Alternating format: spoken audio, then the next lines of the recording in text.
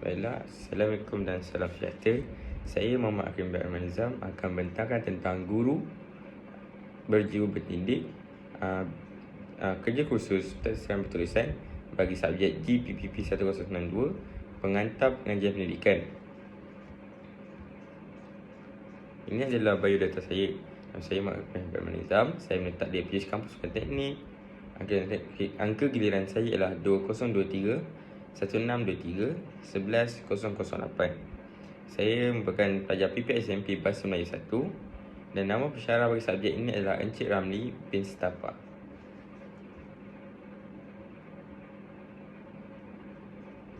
Soalan yang diberikan ialah aspirasi dan hala tuju pendidikan serta implikasinya terhadap guru berjiwa pendidik. Baiklah, yang pertama, sebelum kita beralih kepada guru berjiwa pendidik, seorang guru mestilah memahami tentang standard guru Malaysia. Standard guru Malaysia ini telah diperkenalkan oleh Kementerian Pendidikan Malaysia, iaitu KPM dalam kurungan, di mana ia telah memperkenalkan satu dokumen kepada para guru di Malaysia, iaitu Standard Guru Malaysia SGM 2.0. SGM 2.0 ialah satu dokumen rujukan yang berkaitan kompetensi yang perlu dicapai dan etika yang perlu dijiwai dan diamalkan serta diperlihatkan oleh guru-guru di Malaysia. Ianya SGM 2.0 dibangunkan oleh bahagian profesionalisme guru sebagai panduan terhadap kompetensi dan etika guru Malaysia yang relevan dan keperluan semasa pendidikan negara. Dokumen ini juga selaras dalam Pelan Pembangunan Pendidikan Malaysia terbit pada 2013 hingga 2025 dalam kurungan PPM 2013 hingga 2025 tutup kurungan. Di bawah anjakan keempat, mentransformasi profesion keguruan menjadi profesion pilihan. Baiklah, kita beralih kepada slide seterusnya. Seorang guru juga perlu memahami tentang falsafah pendidikan kebangsaan. Falsafah pendidikan kebangsaan Malaysia menekankan tentang kebudayaan, kebangsaan, patriotisme, kedaulatan undang-undang, kepelbagaian dan kebebasan serta berhemah dan beradab. Membimbing dasar dan pelaksanaan sistem pendidikan, memupuk generasi muda yang berkebolehan dan berintegriti politik serta bersatu dalam membina negara.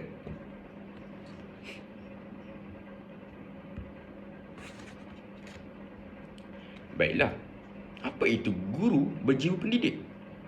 Sebelum itu, saya akan menerangkan tentang seorang guru yang ingin menjadi pendidik perlulah memahami tentang segala aspek dan ciri-ciri dalam pendidikan. Sebagai contoh, guru berjiwa pendidik ialah seorang guru yang bercita-cita tinggi, yang mempunyai visi, pemacu dan semangat yang tinggi untuk membimbing, memberi inspirasi dan membantu pembangunan pelajar yang berpotensi tinggi. Mereka mempunyai visi komprehensif untuk pendidikan yang menggalakkan pelajar untuk bermimpi besar, menjadi model peranan yang memberi inspirasi, membina hubungan positif, mewujudkan persekitaran pembelajaran yang inklusif dan sentiasa berusaha untuk belajar dan berkembang. Guru sebegini menjadi ejen perubahan dan memberi inspirasi kepada pelajar untuk mencapai potensi yang tertinggi terhadap pelajar. Hal ini membuatkan pelajar menjadi yakin untuk belajar dan terus belajar lagi apabila mereka mendapat guru yang berpotensi dalam mendidik.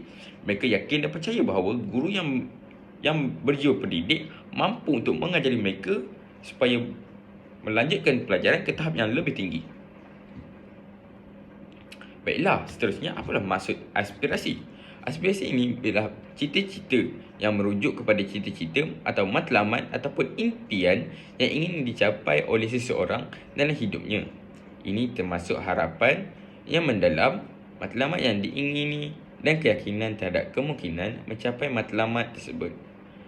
Matlamat tersebut keinginan boleh menjadi sesuatu yang konkret seperti kerjaya, pendidikan, kebahagiaan, atau mereka boleh menjadi sesuatu yang lebih abstrak seperti kebahagiaan, ketenangan fikiran atau hubungan yang berjaya. Baiklah, seterusnya saya akan menerangkan tentang ciri-ciri guru berjiwa pendidik. Yang pertama, seorang guru perlulah bersemangat untuk belajar. Kenapa guru perlu bersemangat untuk belajar? Guru perlu bersemangat untuk belajar supaya mereka mempunyai perasaan yang mendalam terhadap pembelajaran. supaya mereka ingin terus mendalami ilmu, kerana ilmu ni tidak akan habis, sentiasa datang, tak terhingga. Guru berjiwa pendidik akan semangat untuk terus belajar bagi menambah ilmu pengetahuan supaya dapat menurunkan ilmu yang bermanfaat kepada anak murid mereka. Seterusnya, guru-guru yang berjiwa pendidik ini perlulah bersifat empati dan simpati. Empati adalah karakter yang penting bagi diri sendiri dan murid. Guru yang memahami situasi dari perspektif murid dapat mempengaruhi ketentuan dan ketindakan murid. Guru perlu memahami setiap pergerakan murid, sama ada dari segi perasaan mereka ataupun yang lain. Yang seterusnya, guru yang berjiwa pendidik perlu bersifat inspiratif. Guru berjiwa pendidik mampu menginspirasi murid dengan memberi contoh yang positif dan memotivasikan mereka untuk meraih prestasi yang lebih tinggi. Yang akhir sekali, menciptakan persekitaran yang selesa. Guru berjiwa pendidik perlu menciptakan persekitaran belajar yang aman, eksklusif dan selesa, di mana setiap murid mereka dihargai dan disokong oleh guru.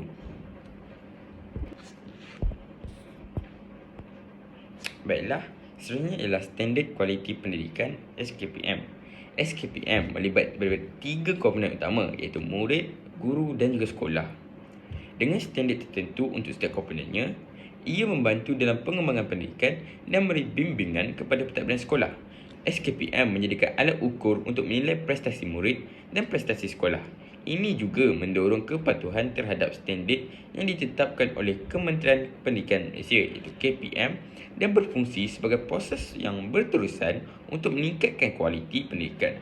SKPM sejajar dengan dasar pendidikan negara dan menggalakkan kerjasama antara sekolah, ibu bapa dan masyarakat.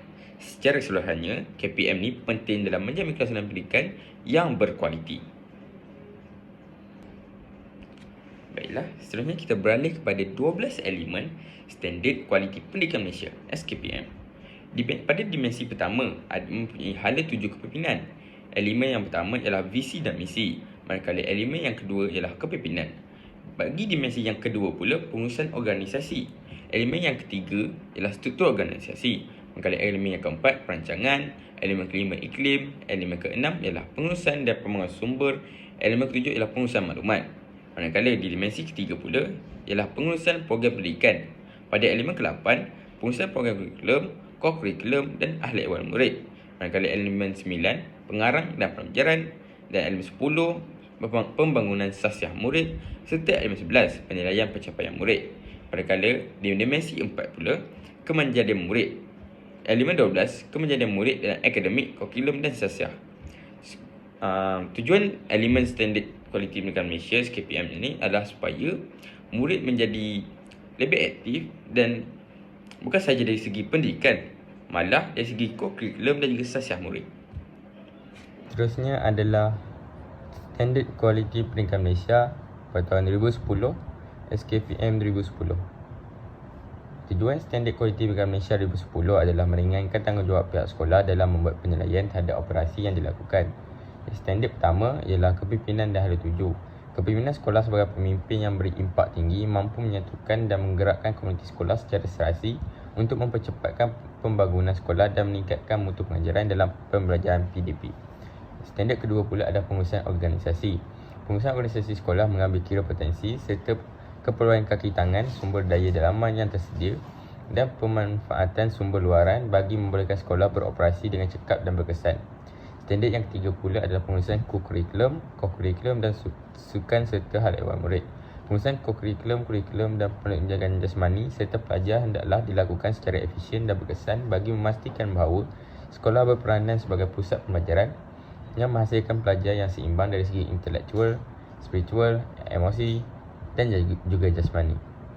Seterusnya standard yang keempat pula adalah kepimpinan dan hala 7. Untuk meningkatkan potensi dan pencapaian pelajar pada tahap yang tinggi secara berterusan, guru memainkan peranan penting dalam merancang dan melaksanakan proses pengajaran dan pembelajaran yang berkualiti tinggi. Akhir sekali adalah standard kelima ialah kemanjadian murid. Pendidikan di sekolah bertujuan untuk membentuk pelajar yang cerdas, berkebolehan, beretika dan bertanggungjawab serta mampu mencapai kepuasan diri. Maklumat terperinci tentang perkakasan ini boleh diperoleh terus melalui salinan SKPM 2010 yang telah disiapkan oleh Jawatankuasa Jaminan Kualiti dan Pemeriksaan Kementerian. Baiklah, yang seterusnya ialah Standard Kualiti Pendidikan Malaysia gelombang yang kedua, SKPM G2. SKPM G2 ini selaras dengan pelaksanaan Pelan Pembangunan Pendidikan Malaysia pada tahun 2013 hingga 2025. SKPM telah ditambah baik bagi meningkatkan kebersamaan pengurusan dan pengajaran mulai pada tahun 2017. SKPM telah ditambah baik dan dikenali sebagai Standard Kualiti Pendidikan Malaysia gelombang yang kedua sebagaimana SKPM 2010, SKPM MG2 merupakan instrumen panduan kepada pentadbir dan warga sekolah dalam meningkatkan kebersamaan pengurusan dan proses pengajaran dan pembelajaran. Instrumen SKPM G2 berorientasikan tindakan, mementingkan kualiti pendidikan dan berasaskan evidence. Pihak sekolah menggunakan instrumen ini untuk melaksanakan penilaian sepanjang tahun dengan melibatkan warga sekolah secara menyeluruh. Pengetua atau guru besar memainkan peranan penting sebagai peneraju, pembimbing dan pendorong dalam melaksanakan tugasnya sebagai pemimpin sekolah. SKPM MG2 masih mengekalkan standard SKPM 2010 iaitu 5 standard dengan penambahbaikan setiap standard mengandungi sejumlah aspek dalam jadual 4.1. Sini dapat terlihat terdapat 5 Standard Kualiti Pendidikan Malaysia gelombang yang kedua. Yang pertama ialah pendidikan. Yang pertama ialah kepimpinan. Yang kedua ialah pengurusan organisasi. Yang ketiga pengurusan kurikulum dan hal ehwal murid. Yang keempat ialah pembelajaran dan pemudahcaraan PDPC dan yang terakhir kemenjadian murid. Pada kepimpinan, pengetua ataupun guru besar ditujukan sebagai peneraju, pembimbing dan pendorong. Manakala pengurusan organisasi pula ditujukan kepada pengurusan sumber manusia, pengurusan aset, pengurusan kewangan, pengurusan sumber pendidikan, iklim, pengurusan peraduan dan pengurusan permufakatan strategik. Manakala bagi pengurusan kurikulum dan hak ehwal murid merangkumi aspek ketetapan pelaksanaan kurikulum, pengurusan mata pelajaran, pengurusan masa instruksional dan pengurusan penilaian murid.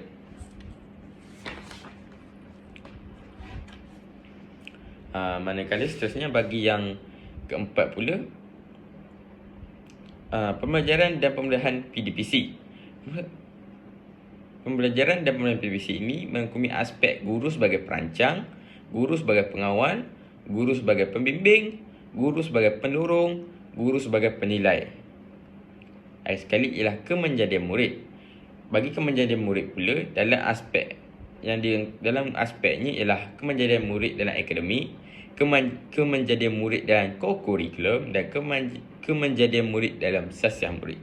Seterusnya ialah peranan guru dalam PDPC. PDPC bermaksud pembelajaran dan pemudahcaraan. Yang pertama di sini terdapat 6 peranan guru dalam PDPC, iaitu guru sebagai pembimbing, guru sebagai pedoman, guru sebagai pengawal, guru sebagai perancang, guru sebagai penilai, murid sebagai pembelajar yang aktif. Guru memainkan peranan penting dalam melaksanakan pengajaran dan pembelajaran. Guru berperanan sebagai pemudah cara dalam PDPC yang berkesan untuk memperkembangkan lagi potensi murid secara menyeluruh dan pencapaian murid pada tahap yang optimum. Secara berterusan, SKPM G2 Standard 4 menyatakan bahawa peranan guru adalah sebagai perancang, pengawal, pembimbing, pendorong dan penilai. Guru sebagai pembimbing. Guru bertindak sebagai pembimbing untuk membolehkan murid menguasai pengetahuan, kemahiran dan mengamalkan nilai berdasarkan objektif pelajaran. Manakala yang kedua pula ialah guru sebagai pedoman. Guru sebagai pedoman untuk meningkatkan motivasi murid dalam pembelajaran. Manakala yang ketiga pula ialah guru sebagai pengawal. Guru bertindak sebagai pengawal kerana dalam pelaksanaan PDPC untuk memastikan kelancaran proses pelajaran mengikut perancangan. Yang seterusnya yang keempat, guru sebagai perancang. Guru bertindak sebagai perancang bagi memastikan kesetiaan dan persediaan yang rapi dalam melaksanakan pembelajaran dan pemudahcaraan PDPC. Yang kelima pula ialah guru sebagai penilai. Guru berperanan sebagai penilai untuk mengesan tahap penguasaan murid. Dan yang terakhir sekali ialah yang keenam, murid sebagai pembelajar yang aktif. Murid bertindak sebagai pembelajar yang aktif bagi menguasai pengetahuan dan kemahiran serta mengamalkan nilai positif. Baiklah, seterusnya kita beralih kepada Pelan Pembangunan Pendidikan Malaysia PPPM pada tahun 2013 hingga 2025. Objektif Pelan Pembangunan Pendidikan Malaysia PPM ini adalah meningkatkan akses dan kualiti pendidikan dengan meningkatkan mutu pendidikan daripada tahap awal hingga ke tahap yang paling tinggi kepada semua orang serta memperbaiki sistem pendidikan negara. Yang kedua, meningkatkan pendidikan awal kanak-kanak, mengukuhkan pembelajaran pendidikan awal kanak-kanak agar mereka memperoleh pengalaman belajar dengan baik sejak awal lagi. Yang ketiga pula, meningkatkan prestasi akademik, meningkatkan kualiti pembelajaran dan pengajaran penguasaan serta penilaian prestasi dapat memperbaiki pencapaian akademik murid. Bagi yang keempat pula ialah pengembangan kemahiran insan. Dengan mengembangkan kemahiran insan secara terperinci dapat meningkatkan daya saing negara dengan lebih berkualiti. Yang kelima pula, meningkatkan penglibatan komuniti.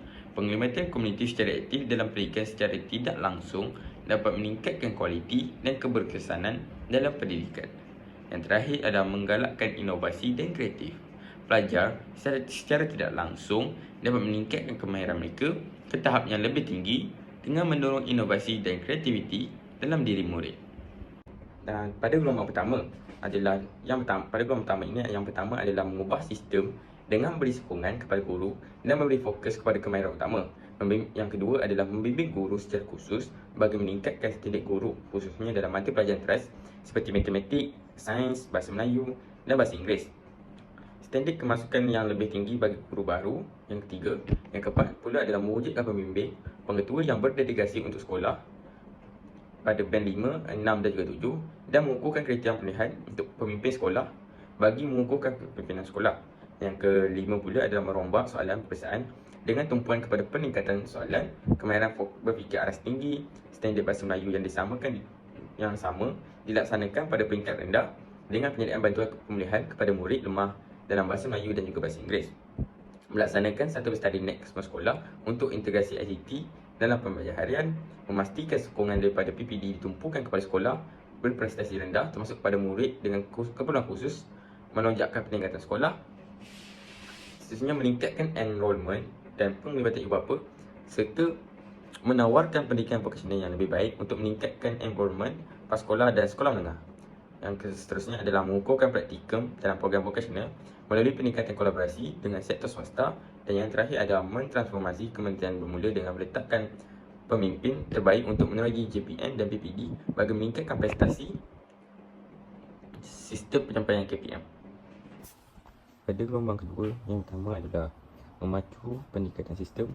Yang kedua, memperluas bimbingan dan sokongan untuk membantu guru bagi menambah pengetahuan dalam semua mata pelajaran, pemikiran, kepimpinan, etika atau kerohanian dan identiti nasional. Yang ketiga adalah menyediakan kemajuan berdasarkan kompetensi dan prestasi serta menambah baik latihan prakhidmatan untuk memugarkan profesion keguruan. Yang keempat adalah menambah baik kurikulum peringkat rendah dan melaksanakan kurikulum baru peringkat menengah bagi meningkatkan standard kandungan dan pembelajaran standing dengan standard antarabangsa. Yang kelima adalah menghentikan kelas peralihan, menjalankan ringkis bagi pilihan untuk ketiga untuk immersion bahasa Inggeris dan mengukuhkan penyediaan pendidikan bahasa ketiga untuk meningkatkan penguasaan pelbagai bahasa. Yang keenam adalah melaksanakan inovasi ICT untuk sekolah pendalaman, sekolah kurang guru dan sekolah kurang murid untuk menangani isu kapasiti. Yang ketujuh adalah mengukuhkan program untuk kumpulan berkeperluan khusus seperti yang asli dan kumpulan minoriti lain, pintar, cerdas dan berkeperluan khas. Yang ke-8 adalah memperluas tawaran pendidikan vokasional melalui perjanjian pelaksanaan dengan pembekal pendidikan vokasional swasta. Yang terakhir adalah mengukuhkan bahagian utama KPM, menyusun semula peranan kementerian JPN dan PPD untuk meningkatkan kebolehan dan keupayaan pelaksanaan.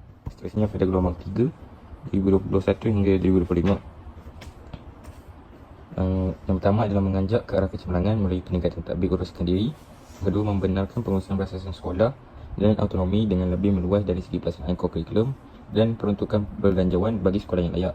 Yang ketiga adalah meneruskan budaya kecemerlangan profesionalisme dibimbing rakan sejawat iaitu guru dan pemimpin sekolah, saling membimbing, berkongsi amalan terbaik dan memastikan rakan sejawat mempunyai kebertanggungjawaban memenuhi standard profesionalisme. Yang keempat adalah meningkatkan inovasi dan pilihan bagi meningkatkan kemahiran berbahasa dalam bahasa Malaysia dan bahasa Inggeris dan menyediakan lebih banyak pilihan untuk mempelajari bahasa tambahan. Seterusnya adalah melaksanakan program dan inovasi ICT bagi kumpulan-berkumpulan khusus di seluruh negara untuk meningkatkan standard pembelajaran. Yang seterusnya pula, mengukuhkan dan mentransformasikan kementerian melalui pengukuhan kemajuan kerjaya bagi pegawai pada peringkat kementerian. Dan yang terakhir adalah mengkaji semula struktur sekolah untuk menentukan keperluan bagi mengoptimalkan laluan dan penyampaian sekolahan. Seterusnya, saya akan menerangkan tentang aspirasi sistem. Pelan Pembangunan Pendidikan Malaysia bertujuan untuk mencapai 5 hasil penting dalam sistem pendidikan negara: akses, kualiti, kesetaraan, integrasi dan efisien. Tujuannya adalah memastikan akses yang sama terhadap pendidikan, meningkatkan mutu pendidikan, memastikan kesetaraan dalam peluang pendidikan, mengintegrasikan masyarakat dan meningkatkan efisien pengurusan pendidikan. Keberhasilan mencapai tujuan-tujuan ini sejajar dengan harapan peserta, dialog nasional dan standard prestasi pendidikan di negara-negara lain. Pentingnya konsentrasi dan kerjasama dalam melaksanakan strategi pendidikan juga ditekankan. Seterusnya adalah 5 aspirasi pendidikan negara. Yang pertama adalah kecekapan. Kecekapan merujuk kepada sistem yang memaksimumkan keberhasilan murid-murid mengikut peruntukan sedia ada. Seterusnya adalah kualiti. Kualiti merujuk kepada negara yang berada dalam kelompok sepertiga teratas dalam pentaksiran antarabangsa seperti IMSS dan PISA dalam tempoh 15 tahun. Seterusnya adalah ekuatif. Ekuatif merujuk kepada 50% pengurangan dalam jurang pencapaian bandar luar bandar ataupun luar bandar, sosioekonomi, gender menjelang tahun 2020. Dan kali seterusnya ada perpaduan. Perpaduan merupakan sistem pendidikan yang menawarkan perkongsian pengalaman dan nilai kepada kanak-kanak dengan menghargai kepelbagaian. Yang terakhir adalah akses. Akses memberi tumpuan kepada 100% enrollment merentas semua peringkat pendidikan daripada prasekolah hingga menengah atas menjelang tahun 2020. Seterusnya adalah 6 aspirasi murid. Dalam 6 aspirasi murid ini, yang pertama adalah pengetahuan, yang kedua adalah kemahiran berfikir, yang ketiga adalah kemahiran memimpin, yang keempat pula adalah kemahiran dewasa, yang kelima adalah etika dan kerohanian, dan yang terakhir ialah identiti nasional. Dalam pengetahuan, setiap murid perlu memiliki keupayaan literasi dan numerasi sepenuhnya bagi melengkapkan mereka dengan kemahiran ibadah asas. Seterusnya, pengetahuan yang diperoleh oleh murid diseimbangi dengan kemahiran pemikiran kreatif, inovatif, penyelesaian masalah dan kepimpinan serta disejajarkan dengan kemahiran pembelajaran abad ke-21. Seterusnya adalah dalam kemahiran berfikir. Kemahiran berfikir merupakan salah satu elemen penting dalam mempersiapkan murid agar berupaya bersaing pada peringkat global. Seterusnya adalah menjadikan murid dalam aspirasi pendidikan negara agar setiap murid perlu mempunyai semangat ingin tahu dan belajar untuk terus mendapatkan pengetahuan hingga sepanjang hayat. Seterusnya adalah kemahiran fikir, khususnya pemikiran aras tinggi, amat diperlukan untuk diintegrasikan dan diterapkan dalam usaha memahami sesuatu maklumat yang akan digunakan bagi pencetusan idea. Yang ketiga pula adalah kemahiran memimpin. Kemahiran memimpin dan bekerja dengan orang lain secara berkesan adalah penting bagi memastikan kecemerlangan dan keharmonian sesuatu kelompok, institusi, masyarakat dan negara dan kelangsungan pada masa depan. Justru itu, sistem pendidikan berusaha membantu setiap murid mencapai potensi penuh mereka melalui penglibatan sebagai pemimpin serta bekerja dalam kumpulan. Dalam konsep sistem pendidikan, aspek kepimpinan mempunyai 4 elemen, antaranya keusahawanan, berdaya tahan, kecerdasan emosi dan yang terakhir adalah keterampilan komunikasi. Seterusnya dalam kemahiran dua bahasa. Bahasa Melayu merupakan bahasa pengantara dalam sistem pendidikan Malaysia. Hal ini bagi menguasai dalam bidang sains, teknologi. Penguasaan bahasa Inggeris adalah amat baik dan amat penting sekali kerana kebanyakan bahan bacaan dalam sains dan teknologi menggunakan bahasa Inggeris. Oleh itu, penguasaan bahasa Inggeris di peringkat sekolah rendah perlu diberikan tekanan dengan lebih tinggi. Seterusnya adalah dalam etika dan kerohanian.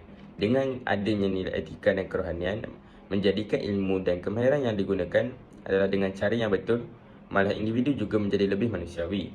Pemumpukan nilai etika dan kerohanian dalam diri setiap murid penting sebagai persiapan mendepani cabaran agar mereka boleh menyelesaikan konflik secara harmonik, bijak membuat pertimbangan, berpegang kepada prinsip ketika berada dalam situasi yang kritikal, dan berani melakukan dan membuat keputusan yang lebih tepat. Seterusnya adalah identiti nasional. Identiti nasional ini adalah tujuan bagi mencapai matlamat identiti.